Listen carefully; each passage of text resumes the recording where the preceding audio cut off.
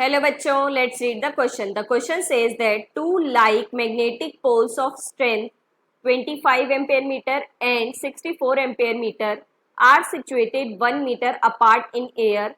At what point on the line joining the two poles the magnetic field will be zero? तो देखो बच्चों, सबसे पहले की कंसेप्ट है हमारे पास, that is magnetic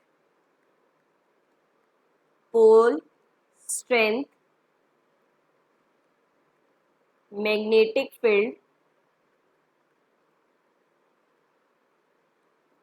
and force due to magnetic poles। ठीक है बच्चों, अब देखो बच्चों, हमें स्ट्रेंथ कितनी दी है, m1 दी है हमें 25 एम्पेयर मीटर, m2 दी है 64 एम्पेयर मीटर।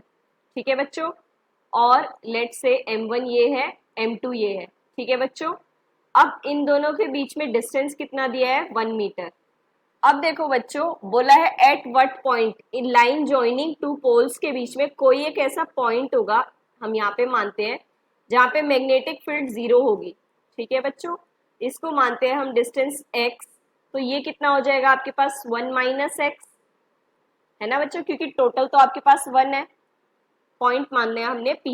ठीक है बच्चों, अब देखो मैग्नेटिक फील्ड जीरो होने का क्या मतलब है, जो फोर्स लग रहा है हमारे पास on P due to M1 is equals to force on P due to M2, equal and opposite force होगा, है ना बच्चों। तो तभी हमारे पास क्या होगा, वहां पे मैग्नेटिक फील्ड काम करना बंद कर देगी, जीरो हो जाएगी, क्योंकि बराबर वो वहीं से खींच रहे तो वो स्टेबल हो जाएगा। ठीक है बच्चों, तो अब देखो तो बच्चों, जहां पे हमें निकालना है, यहाँ पे हम क्या मानते हैं, 1, है ना। M1 कितना मानते हैं, 1 मानते हैं।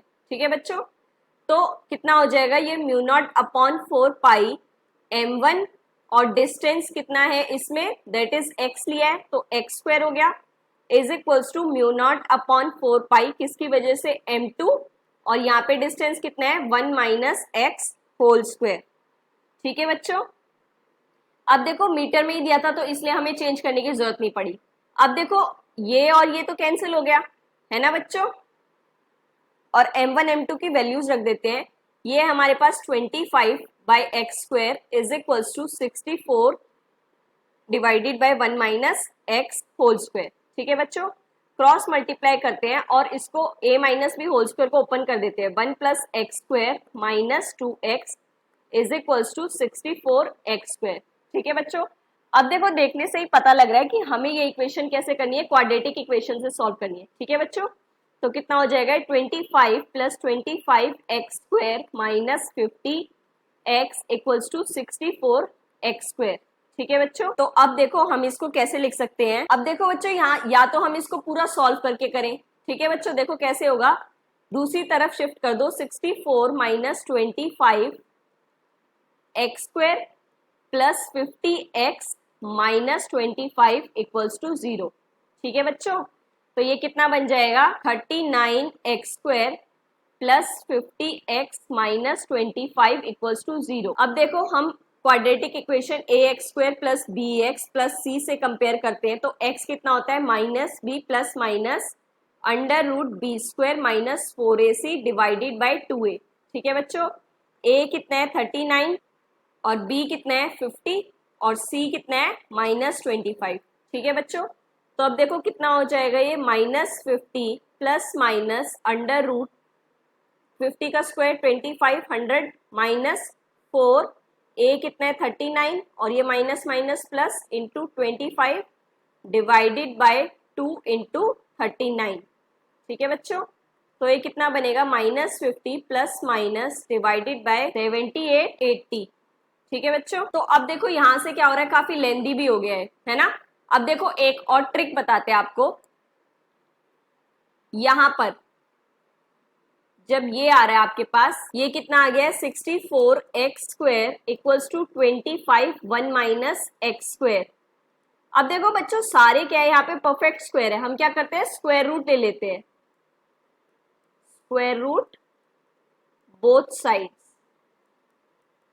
ठीक है बच्चों, तो ये कितना हो जाएगा, 8x इक्वल्स टू अब दूसरी तरफ क्या आ जाए आपके पास, प्लस माइनस है ना, जब हम दूसरी तरफ लेते हैं तो दो वैल्यूज लेते हैं, तो ये कितना हो जाएगा 5 1 माइनस एक्स। ठीक है बच्चों, तो प्लस माइनस में दो इक्वेशंस बनेगी, तो क्या बनेगा ये 8x equals to 5 into 1 minus X, या फिर 8x equals to minus of 5 1 minus X. ठीक है बच्चों, दोनों को सॉल्व करते हैं। 8x equals to 5 minus 5x, तो ये कितना हो जाएगा 13x इक्वल्स टू 5, तो x कितना आ गया, दैट इज 5/13, और यहां से 8x कितना आ जाएगा, दैट इज -5 प्लस 5x, तो कितना हो गया 3x equals to -5, x equals to -5/3। अब देखो डिस्टेंस हमने क्या लिया था, ये 1 मीटर लिया था और यहां से x लिया था, लेकिन हमें ये तो नहीं बोला कि वो ओरिजिन पे है या कैसे है, राइट। अगर हम लेते हैं कि कोऑर्डिनेट एक्सिस में हमने क्या किया, यहां से यहां तक ले लिया, ठीक है बच्चों, तो अगर मैग्नीट्यूड देखेंगे हम तो वो तो पॉजिटिव रहेगा। ठीक है, तो देखो वैल्यूज क्या क्या आ सकती हैं, दैट इज 0.385 5/13 मीटर। ठीक है बच्चों, और दूसरे वाली कितनी आ सकती है, और -1.667 मीटर। ठीक है बच्चों, बट अगर किसी एक की बात की जाए तो हमारे पास ये आंसर आएगा। ठीक है बच्चों, तो these are the final answers, hope you understand it well, best of luck, thank you.